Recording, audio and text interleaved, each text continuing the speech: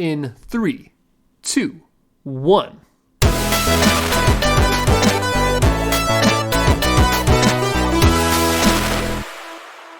Hello and welcome to the KD Ratio Podcast, your place for all things nerd. Tonight I am joined by Dylan And Kyle. Oh, boys, do we have an episode Dylan. tonight. We just got off of an amazing stream. Amazing. Stream.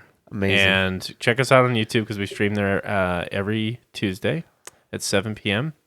because we had some really intense talks this last time. It was about lore versus narrative and types of films and what emotionally charges us up. And be sure to check that out. But tonight, I wanted to provide an update to something that we've been talking about for on and off for the last few months. Unreal Engine. I know I posted it in the Discord, but I don't believe it. It's unreal. It's unreal. Unreal Engine 5.1 is coming out, and once again, I have watched another content creator, Unreal Sensei, I believe is his name, and he's a really awesome content creator that focuses on Unreal Engine, does like some guides and stuff like that. And he laid out some interesting stuff. So Unreal Engine 5, we already did an episode dedicated to that of all the amazing changes coming out to that. I wanted to provide you guys with some updates with what's going on. So there's been some updates to the nanite functionality of Unreal Engine, and they have improved their LOD. So before, depending on how, he talked about like the dynamic polygons with their natural environments. Apparently that excluded foliage. There was some issues there, I guess, regarding like trees and bushes and things like that. And with 5.1, it's included. And this to me is the most amazing and impactful change that's coming with 5.1 because one of the things that's like always kind of immersion breaking or something that is like very noticeable, especially when you zoom out of any world, you see a lot of pop in and out, right? Uh-huh. And that's because you're seeing textures and stuff like that like literally change. Like you're loading different art assets in and out depending on how far you are away. With this dynamic LOD, as you zoom in, the polygons get dynamically allocated, and it's huge for like it looks like if you just floated away in a helicopter or whatever away from like a tree line. That's what it looks like in the games now, because now the foliage, these trees can dynamically shift their number of polygons and how much they're rendered. So as you get closer, the more information is going to be captured on those trees. And believe it or not, this is a performance boost. So this guy that I mentioned, Unreal Sensei, he was saying that like in rendering this world, he actually gained 5 FPS because of this versus having to, the old school traditional way, how it's been forever, loading in these assets and you get a lot of that pop-in effect. So that's huge for two reasons. One, you got performance boosts and it looks better. Check. But then, oh, hey, by the way, the artist only has to create and design 3 different textures. Or one texture, not 3 different textures for, basically the different levels of pop-in. And so it just saves time on the development side. This is like a win across the board. But boost in performance, easier to make and maintain, and less time to develop. I mean, it's just amazing stuff. So really, really excited for that to come out. And why is this important? Unreal Engine 5.1. I linked an article here that I wanted to get into. Half of all next-gen games are going to be made on this platform. That's insane. Definitely sounds like they're taking command of the new generation. Yeah. I'd say, CD Projekt Red has already announced that they're moving the Witcher stuff onto it. Yeah, they're moving to Unreal. They're moving to Unreal. Cyberpunk's potential sequel is moving to Unreal. Quick side tangent before we forgot to talk about one of the unnamed things that CD Projekt Red is working on is a Witcher remake. Yes, the first Witcher. We can get into that. We talked about that last episode, I thought. Did we talk about it, or did we talk about it outside of the podcast? We might have talked about it outside the podcast. Pretty sure we talked about it, but we can hit on it again. I'm pretty I think sure. we hit on it, but we talked mainly about Henry Cavill. You're not 100% sure. That's Yeah. right. The second change that I wanted to make or announce was Lumen, their lighting stuff. This is their lighting and their dynamic lighting. We've already talked about like how ray tracing and dynamic lighting, all this stuff, how that impacted in Unreal Engine 5.0, and how it just feels a lot more natural in environments. They have improved this even further.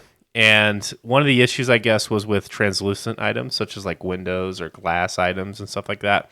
It had like weird reflections, and it kind of like it amplified sort of the ambient lighting inside of it. Now, basically, as one of the texture items, filter items, you can toggle this. You just check it, click the checkbox, and you can basically say that this object or whatever is translucent. And the images that I saw from this, it honestly takes the real world feel to like a whole nother level. So what I could describe, since it's a podcast, imagine like walking down a hallway, and that hallway, you got a window in the far background, and you're walking down this hallway, and that window's letting in a lot of natural light, and on your left you have a lot of pictures hanging on the walls. And each picture on the wall has like glass, right? A glass cover to protect the picture itself. Well, in real life, you can see that window being, reflected off a lot of the pictures and stuff like that. And if you look at that light being reflected off, like in most games, you just see light, just bright. In reality, you can actually look at that light and see a reflection of that window. You could see what that window actually looks like. That's what this update does. And when this guy turned this thing on, it was like night and day. Holy shit. It was so good. It was like he was in the kitchen, and like one of the cupboards was like all glass, and there was like a window in the far, far background. And you could make out like the plants sitting in front of the window that it was like shining through. And it felt so realistic. Now the issue with this one is it is a performance hit, but as we continue that journey, this is going to be included in more and more games, and it made the environment feel like when you would pause it, it felt like, oh my god, I'm in this living room right now. It's superb. Like, this is probably 100% opposite of you, but what I'm most excited to see this like application wise is in horror games. Yes. Oh, that's interesting thought. This would be amazing. And like, imagine a game like Outlast with an engine like this. Oh, You're looking at like Incredible. you're looking at like the reflection on your microwave, and then like behind you, the monster walks, in front of the window, Yeah, just and think you about can all see it the there. subliminal or like small little details they can add that you wouldn't be able to otherwise. And the artist doesn't have to do anything other than actually animate that boss or that enemy go in front of that. Yeah. They don't have to create this artificial scene. That's what's so cool about this. It's real time. Imagine if there was a game that played on like Doctor Who with like the stone angels that can only Weeping move when angels? you can't. Yeah, you can. They can only move when you can't see them. Imagine if there was something like that, but like in a lot of mirrors with this engine and like reflections and like think about how trying to manage and control that while they're trying to sneak up and kill you. Like just something like that. Like that'd be pretty dope. yeah, Dude. I like Insane. the effect that this would have on lack of light as well, not just light. Like or just like creeping light. You're in a very dark area and there might be like one hole in the wall or something. Yeah, And that's and then what you that have, reflects off multiple surfaces. Yeah, and it's just a very realistic like, and you're trying to, hide from a slasher, like a killer, and Yeah. you're like crawling on the ground. Like, I just picture like a, like Dead Space, like a space station that's all like broken and dark, flashing lights, flashing lights that are electricity. like, Dude, the impact of this is going to be incredible. The new think- Mass Effect's supposed to be on Unreal 5 too, I think. Really? Yeah. So then we must be a little ways out before that coming out, huh? I don't know. Maybe it's Because still Unreal Engine 5 maybe games it's- haven't really been dropping yet. maybe That's it's it. still on Unreal 4, but I know that they're moving back to Unreal after because they were on Frostbite for Andromeda, but they had too many problems with Frostbite, so they moved back to Unreal. I don't know if it's on 4 or 5, but We got Fortnite. oh shit, that is the game to The play. Matrix Awakens. Yeah, there's that. But that was That was a tech demo, really. I was gonna say, yeah, that was the Matrix demo. Mortal Online, I don't know what that is either. That's only the game I've been looking the forward to first my whole life. Descendant. How could you Apparently just that shit just on came it? out. Layers of Fear. Are they remaking it with Unreal 5? Follow up. Ooh, that's a horror game. That's exactly what I was talking about. Redfall. I think this one we're mildly interested in. Yeah, just because it's one of those Left 4 Dead type Yeah. 4-player. But with Co-op. vampires. It's vampires instead of zombies. What a twist. Any Arc. game that we can play with friends is always interesting. Arc 2 with Vin Diesel. Remember that? Yeah. Remember when that was announced? We were like, Yeah. okay. Wronged us. Don't wrong me. Oh, Black Myth Wukong. Yep. So So there's quite a bit of games that have been coming out. announced. Well, no, these are all 2023. I know. So what do you mean? So- Released? These are all So- next year, right? According to a The new Mass prolific Effect is leaker, way off. Jeff Grubb claimed Unreal Engine 5 is specifically being used on the next Mass Effect. All right. Yeah. But I mean, Mass Effect is coming out after all of these. Yeah. I mean, if it's they're using Unreal on all these, then Unreal 5. I mean, It's 2023 will be a great year to really test the engine, how well it performs, how well it's optimized. watch it And- just be the shittiest performing, like when it's actually 30 applied. FPS with a 4090. How Yeah. disappointing would that be? Your computer lights on fire. Well, Nvidia's already doing that with their. Have you seen a lot of the people's things melting, like their connectors melting? Yeah. Jesus. Yeah. Well, the thing draws like 600 Ooh, watts. or something Paranormal like that. Tales. Now that looks like it'll probably be good. A horror game that uses like a fish eye lens Yeah. with I once saw Unreal Engine 5. a game. Speaking of like this kind of camera angle, it was an FPS game, but instead of like your perspective being where like your eyes would be, it was at chest level. Is like a body weird. cam? Yeah, it was like a body cam, and it totally changed the perspective I wouldn't of like the game. that. It was interesting. I would feel like I was like deformed, like my head was in my stomach. Weird. It was totally weird. Totally changes the vibe and feel of that Well, game. But if you think about most games, they're weird anyways. How the person holds their gun is It's like awkward. if your head was in the middle of your chest. Well, they hold it, and they hold their hands sometimes really close. yeah. Like they're like, it's just not. It would look weird if you actually like straight out held it. You know, like yeah. I don't know. It'd feel weird. What's funny is if you're playing an online game, they're not animated like that either. They're I know. animated correctly. It's just the first person view is off Yeah. the So- grid. Boom. Witcher. Segue talking about the new game that's coming out. What new game? Off the grid. Oh, absolutely. Gunzilla games. Cyberpunk Battle Royale. Oh Jesus. We need it in our lives, okay? We'll be talking about battle royales here in a second. Witcher, get through your topic since we already talked about. It was just a quick side tangent that they're remaking the first Witcher.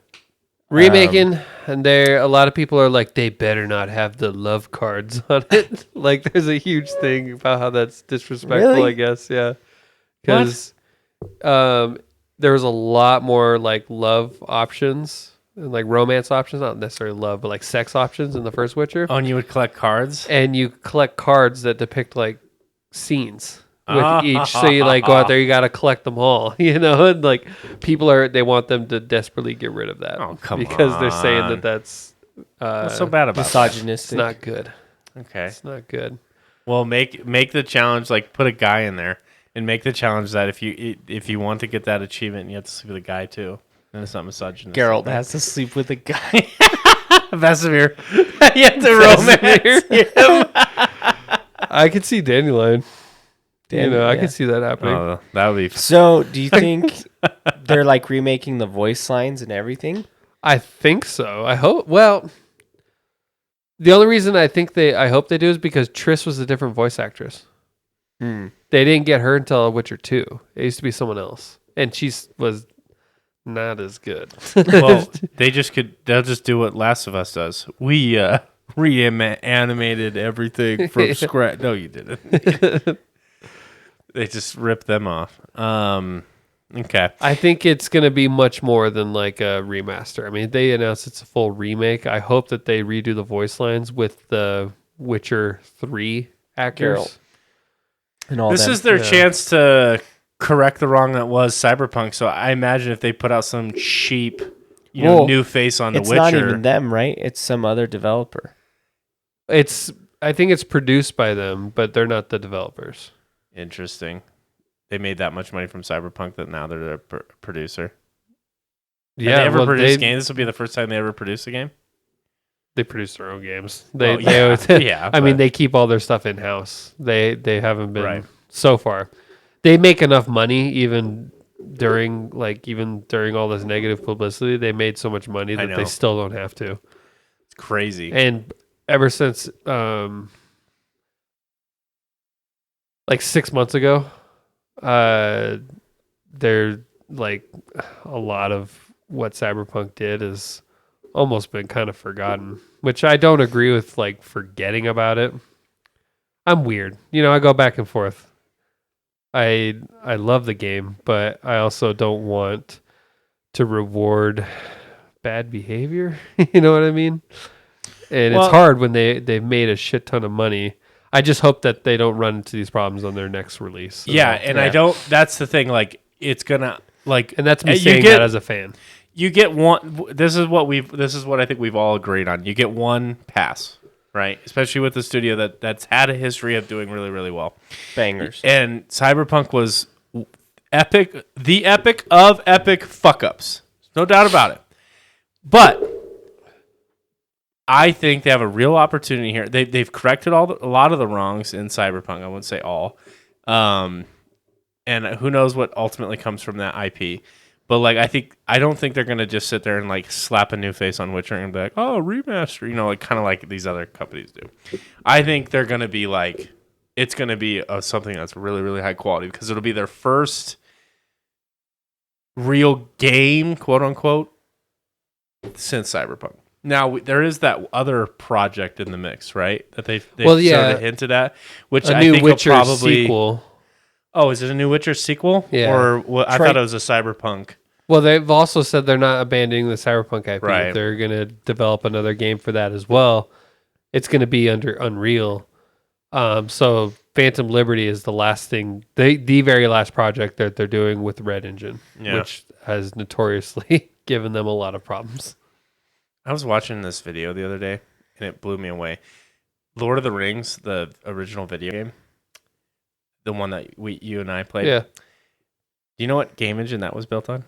What? It's built on Tiger Woods PGA. What? So because Lord of the Rings, it was like vast landscapes Yeah. and Tiger Woods. like not a lot of like deep intricate scenes. Tiger Woods was perfect for that because it was like you could load in a large map because of the golf holes. Is that wild? That is so funny. The developer was talking about it. I was just like, "Are you freaking kidding me?" Tiger He's Woods. like, you could repurpose. Engines are really flexible in that sense. Like, but they each one has their own like fingerprint, basically. But it's so weird to think about that those were built on the same. I do know that Spider-Man, the 2000 Spider-Man game, the before the movies and all that, that was built on the same engine as Tony Hawk. It was Yeah, Neversoft. Yeah, they developed it was on the same engine. Well, game engines are weird right now because like I feel like the barrier to entry is so high. Like, how do you compete with if you're gonna like Red Engine was CD Projekt Red's. They created their own. Like, I think EA at one point like was trying to make their own. Like, EA was trying to implement Frostbite and everything, right? Frostbite was DICE. legit back in the day. It was DICE's main thing, but they were trying to put Frostbite in It was everything. in the lead. But I remember Frostbite 2 back 10 years ago. Frostbite 2 was like, holy fucking shit. Yeah. This is the most legit looking thing I've ever seen. And you look back now, it still holds up pretty good. But since then, Frostbite is kind of fallen off a bit. Well, and EA was trying to push every of their developer to use They it. put like so Mass Effect Andromeda. Mass Effect Andromeda used Frostbite. All their racing games use Frostbite. Like it wasn't as versatile as they're trying to make it, and Just throw it in caused a lot everywhere. of problems. Yeah. Well, like think about the barrier to entry to like if you're a development studio or something, you can't just go and make Unreal Engine 5. You know what I mean? Like it's going to cost you years, multi-million dollars. Right? Like Activision and what they build like called it like it's hard to compete. And so I see like that getting very, very monopolized over What time. do you think the pricing for Unreal Engine is? It's free if you. It all depends Well- on what if you're a company or what tier you're using their license. What if you're like CD Projekt Red? If you're CD Projekt Red, probably very expensive. I know this because I tried to make my own game years ago. We looked into it. The first thing that was required was it required less than 5 people on your team.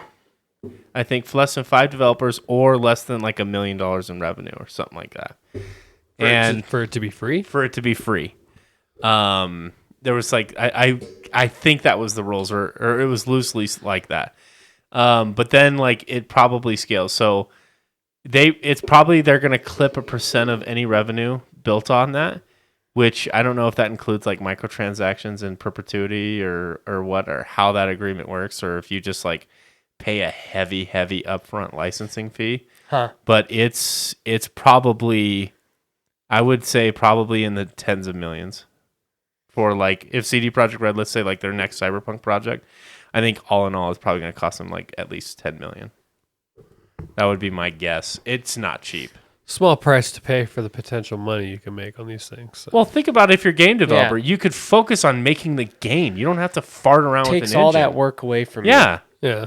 You don't like those are completely different engineers than like art engineers, Right. like narrative, game design, like it's completely separate skill sets. I think you have to know about, I think you have to have knowledge in both areas for sure, but you could at least it's like if I'm a writer, I don't want to know how to make a piece of paper. I just want the pencil and paper and I want to go, you know what I mean? So yeah, it's interesting. So yeah, Unreal Engine 5 is just 5.1. It's going to be coming out with a lot of new updates that I think are. When I saw some of that stuff, it blow your mind, guys. It's insane, and with half the next gen games coming out on it, I'm it's excited. exciting. It really is, I can't wait to, play one. and it's a buttery smooth like Unreal Engine 4. Like there's a lot of games on that, and. Like Fortnite, I just think of Fortnite now. It obviously is made by Epic Games, who also has a game engine, but like that's a buttery smooth game, like optimized well. It's pretty incredible Well, even Unreal 4 looks great. Like if you look at like their what it can do. their metahuman thing that they were doing for a while, like that shit looks good. And Yeah. like so, I mean, Unreal has, I mean, they've really pulled into the lead by far. But I remember back in the day, Unreal 3 was really like nothing special. It was like the main thing I used to complain about with Unreal is like all they always look big and bulky to me. They always look kind of Wasn't weird. it Gears of War? Did Gears of War use Unreal 3? I think. I know like a lot of games like use Unreal 3. And it wasn't anything that was like, oh my God, this is amazing. But then Unreal 4 was a huge step forward. Now Unreal 5 is like on another level. But like for instance, Mass Effect 3, that's Unreal 3. Yeah, It's not like that's anything where you're like, holy shit, this looks so amazing. Well, these iterations come out for many, many, many years. Yeah, if you compare Unreal 3 to like Frostbite 2, Yeah. Frostbite 2 is way ahead graphically. And then now it's not even, they've taken over. Murdered. It's done. Do you think so? Who's Unreal owned by? Epic. Epic. So it's all Fortnite money. Absolutely. I watched this content. So that, I mean, yeah, Gears of War would have had to have been Unreal then. Yeah. Because that's Epic. I watched this video a long time ago. It was talking about like how perfect of like the game Fortnite, because Fortnite at its peak, I think we can all appreciate it, how big and massive and impactful it was. It brought crossplay into daily lives, right? Battle Royales. Battle Royale. Well, PUBG yeah, was- it That was iterated PUBG, on Battle but- Royales, but like it brought crossplay, and it brought like that to be like a staple of a lot of modern games. So I credit Fortnite with a lot of stuff, but this video was explaining like how perfect of a scenario like basically Fortnite is, with them having years of like building a game engine and optimizing it and cleaning it up, and then them years of like publishing games, and then they go and create like Fortnite, and it's like this perfect symmetry between you've learned a lot, you've created a lot, you see what the industry is hungry for, you also have this industry leading sort of platform to build something on. It's like a marriage made in heaven, and obviously we see the results, and it's still today one of the most popular games, and I can see why they continue to reinvent themselves, and it's amazing the updates that game Fortnite gets. 2 win. Fortnite 2 win when Unreal Engine 5 is like a year old. You watch. When Unreal Engine 6 comes out. No. Warzone. Speaking of battle royales, Warzone 2.0.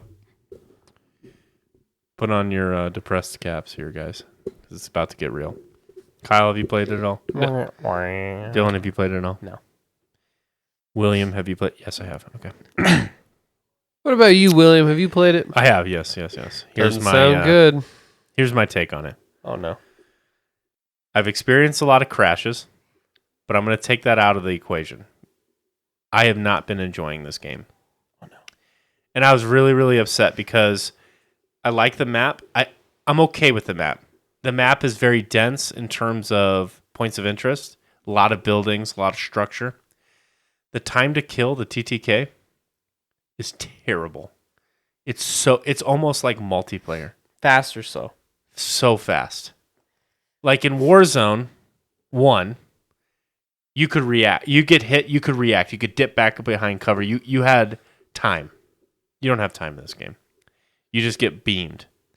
Footstep audio does not exist. I have probably the best gaming headset money can buy at an enthusiast level. Okay, not a fucking. Let me I'm clarify. sure you can fucking go and find audiophile stuff that's $2,000. Okay, I don't have that, but I have I have the Astro A50s. Okay, I have a custom Call of Duty profile on those Astro A50s that amplify the exact like sound waves that footsteps create, like that whatever range of noise that makes, it amplifies those. Okay. Footstep audio does not exist in this game. I have not heard an enemy even once, I don't think, unless they're on my nuts. What if they change the frequency? No, that has nothing to do. Even if they change it, I would still be able to hear it normally. That just makes it. That just gives me a little bit of an advantage. It just tweaks it, prioritizes that. You can't hear it. So your basic. So this whole game, and this is a very questionable change in my opinion. They have designed it much more around tactical play, and what I'll say that very loosely. And what I mean by that is they reward landing in a spot that's like nearby, and there's not really like recons as we know it. Like I think recons are like intel, and they're a lot longer to do than just like a recon was. So you can't stack up 4 or 5 of those and camp the final circle. The final circles are really great because they're designed around, so like there's like sometimes 3 final circles, and then they all converge into one area. So you can't just bunker down and hold the last position. Oh. So it forces you to move and rotate. So it's not a campy game, but it is a campy game. So because the way that this game is played is because you don't have the audio cues, and because the time to kill is so fast, you're not like bum rushing buildings, playing aggressive, trying to lock in on taking angles and stuff like that. It is much more I'm going to hold my gun, aim down sight, I'm going to mount on this door, and I'm going to wait for you to come to me. And then I'm going to shoot you before you can react, you're dead. And it's much more of that, and it's a punishing game because the gulag system is not a 1v1 anymore. It's a 2v2. Oh. And almost exclusively it feels like my teammate dies, and I am left with a 1v2, which is very unfortunate. And it is a very different game in terms of play style from Warzone 1 because they have removed a lot of the movement athleticism features of the game. For example, you can slide in this game, but you cannot shoot while sliding, and there's a delay when you come out of the slide. So if you do make that action, you can't use your gun for like a whole total of 1 second, which is like it feels very weird for a Call of Duty game. Let's just say that. Why would they do that? I know. It's very weird. They got rid of a lot of the slide canceling, which that's fine. I did that, but I like doing that because it just gave me something to do when you were running long distance. But they got rid of that, and so they just got rid of a lot of the movement stuff that made the first one that you felt like you could gain an advantage if you were surprising people.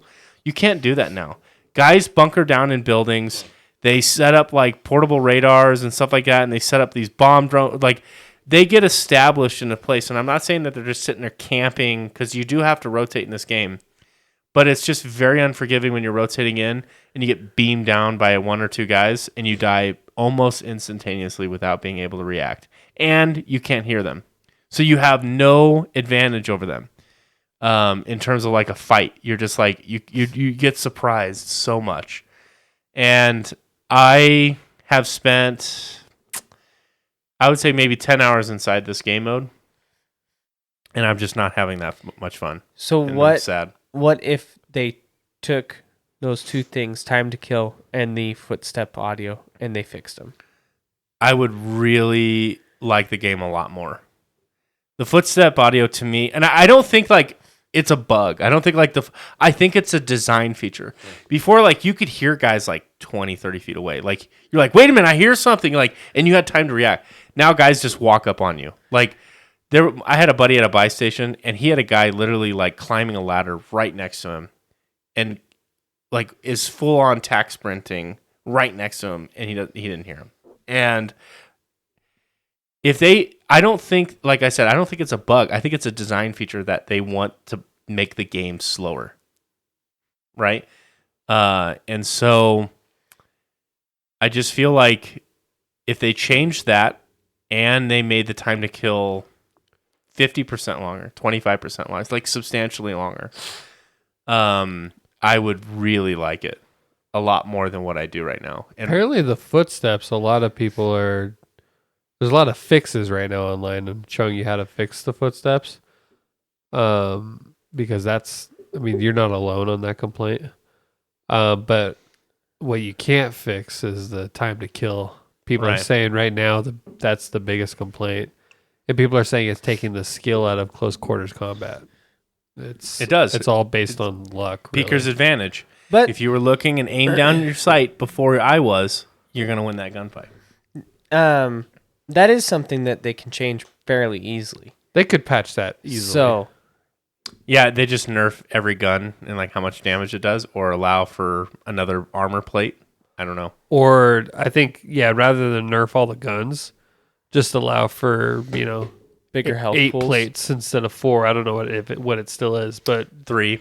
Yeah. 3. So allow for 6 plates, instead of 3. That's another thing. You drop with 2 plates, and you have to find a satchel to be able to slot in a third one. So and they're not they're not like really easy to find. You can Well- go like half the game with like 2 plates, and that's how you get smacked up so fast. Interesting. And so like basically like if you're in think of like almost as fast as like time to kill in multiplayer. Think about like that. You come across a guy with a whole extra plate than you. It's over. You have almost like versus Even if you're both putting the Right. same amount of bullets into each other, if you have more plates, then and I felt like with More plates, more Warzone dates. 1's more plates, more dates. with Warzone 1's movement set, even if you were disadvantaged with, one plate compared to the enemy's 3 or whatever, you had the movement ability or capability to be able to make a juke or to slide into a hip fire or something, like to put something on him to give yourself an advantage. And my go-to has always been like to slide, to get aggressive, to, mount over something and surprise them. Because of the delays and stuff that they've completely taken out of the game, my playstyle is trash in this game mode. And That was my It's least tough. favorite thing about Ground War, though. Back when I did play Call of Duty pretty heavily, was the fact that it was like almost Warzone levels of players and size, but the time to kill was multiplayer. yeah. And so, like, if you got into a disadvantage, Yep. you got fucked. There was nothing you could do to get out of it if you were on the wrong side of a spawn I trap. couldn't agree more, dude. Like Ground War is one of my least favorite game modes because I feel like it's all the effort of Warzone. You're running to an objective, and then you die in 2 bullets from an AR. And you're like, what the and then you got to go running all the way back. It's like, it's so unsatisfying. One of the worst experiences I've ever had in multiplayer shooter gaming was me and you, Will, and I think maybe our wives. We were playing Ground War, and I went 5 in like 74 because we got on the wrong side of a spawn trap and And they we all had could snipers, not right? fucking Yeah. get out. And I remember you were like, fuck this. I'm not wasting my KD. I'm just going to sit back here and just sit here for the whole rest of the game because I'm not doing this. I remember that was Warzone 1, right? Yeah. And that was the Ground War. They used the Warzone map, right? And Yeah. all the snipers the one team spawned on the one side, and they literally just camped on this mountain. And they had their tack insertion so they could just respawn. And so like literally if you peeked at the mountain, you just saw all the glints. And it was hilarious because there were so many memes like, oh, this is the experience in Ground War. And it's like 8 glints on this one mountain. You're like, You what the literally, fuck? if you just were unlucky enough to be on the wrong team there, you literally had to just sit there to not destroy your KD. You had to just hide the whole game. Yeah. That was the only, because there's I no really escape. don't know what else you would have done. So It was that's so bad. that's why I think I would not like this new Warzone if the time to kill is that low. I think there's a time and place for that. I'm all for that in those super tiny, like, what's that map called? Shipment. Like, I'm all Yeah, for it that in was maps great. like that. That's Just a awesome. fast Level up respawn. weapons or whatever. Yeah, you're just go ADHD to the max. But I'm not running 5 minutes to die in a second. You know, Dude, like, it's and that's the thing. Like, this is such a you don't really. It's difficult to get your loadouts because there's like strongholds and stuff like that have a lot of AI in them now, and you have to take it over. And the AI are no joke. They'll put your ass down quick, and the whole thing just plays a lot slower. And so when you do finally come across like, another team and you just get beamed down immediately, it's like, oh, this isn't fucking fun, man. Like, I'm spending 10 minutes to run around and you're over here, hiding, and I just hate it. we've had a lot of wins that kind of came out of nowhere back in our Warzone days. I'll never forget that one when we were all just chatting away, not even playing the game. And then all of a sudden we're like, hey, we're in the top 10. And we're like, we should maybe try. I don't even. Were we on bunker? Or were we on top of stadium? I think No, we were on bunker. We were on, I remember I was jumping like on the roofs of this like farmhouse. We were like going in circles. Yes, we were in It farmland. was by the bunker, but the one that was on the left side of the map. Yeah, yeah. The one that was, Yeah. And we were all hopping around and like we didn't even like get engaged in combat. We were just fooling around Talking about life. Yeah, and then all of a sudden we were like, hey, we're in the top 10. And we literally pulled out the win had no prep for anything. We just picked up some basic ass shit. And somehow, Like, let's go. somehow got it. I want to play it with you guys again, but I want to fix the time to kill. Yeah, the nice thing is if you buy the multiplayer, it's just part of an update, and I think the whole thing is only 100 gigs or so. Only. So We it's haven't a lot more played, digestible than 300 for Warzone only on PC. Well, I mean, we played. I mean, we eventually we have to get back into that, but we played Divinity a little bit. But last time we really put some hours in together, I think was Zombie Game. God, what is Back for Blood? Back for Blood? I think that's the last time we beat that all together. Yeah, we did. Yep. Beginning That was to end. That was fun. And I think it was a we lot were of fun gonna play mostly the, because of, playing as a group, but it was still fun. We were going to play that Batman game, but oh my God. Only 2-player co-op. Would have. With 4 players. Yeah. Doesn't make any sense. It's so bad, dude. And they're like, that would have drastically changed the dynamic we were going for. Then why'd you have 4 characters? We only Think get, of shitty AI that's on your team and we only get useless. 30 FPS. That's so bad. If we tried to put it in a performance mode, it would cripple what we have in mind. Like, all their lame ass excuses. Sounds like an art dealer that is trying to tell you why this thing is so expensive. You don't understand. Yeah, but that first Warzone victory, I'll never forget claps. that one. Yeah, I've gotten a handful of second place finishes. I haven't pulled off a win. I haven't played solos. I played a lot of duos, and quads with only 3 because they don't have trios there. But it's so I play with a buddy that's on PC and he crashes constantly, and that really kills it for me because I'm just fucking bummed. And so we're always down we load in with 3 in quads. And then he crashes. So it's 2v4. So it's near impossible. And then duos are just cheeks are getting clapped. I'll never forget when we were playing. There's the 3 of us were playing trios, and you crashed when we were mid-launch. Oh, that too. Car. But we were in the vehicle, and we were launched into the air, and you were the one driving. So you crashed. And the vehicle just froze in midair. And Dylan and I were still able to move, just sitting in a flying Couldn't we not get out? And we couldn't get out. Yeah. And we were just stuck there. Just because you're literally mid-launch, you crashed out of the game, and then the vehicle, it didn't reset. It just froze where it was. And then we were just chilling there. But the funniest thing is we had full movement. We just couldn't get out. Didn't it blow up after a certain time, and then you guys had to self-revive or something? Yeah, I think it eventually blew up, yeah. But I forgot about that as well. I don't know if you were playing at this time, but we were. I think maybe we were playing trios. I'm not sure, but we were top 4. You had 10 or 11 kills, which was great for us. yes, I was and on a you roll. were I'm fucking rocking it, and then you crash. And it was in the bag because there was only 2 other teams and they were both one man. Yeah, that's right. Yeah. And it fucking. And I had the ultimate positioning. I felt really good. I had a UAV or something. I was just locked. We were totally set and you crashed. And then the one guy took the other guy out and it was ended up being a 1v1. And I was like, even if I get this, it wouldn't feel right. And so I just jumped off the edge of the map. And Billy's like, why the fuck would you do that? I was like, for you. Well, and what bothers me is Warzone 2, it's a new game. You're going to have crashes. Every new game these days has bugs. Okay, I'm not going to sit there and, bitch about it unless it's at a level that's just completely unacceptable, which this is pretty close to that. But at least have a system where you can reboot back into that game, especially a game that takes 20 to 25 minutes per match. Yeah, even if you have to, reset your score or whatever. Whatever.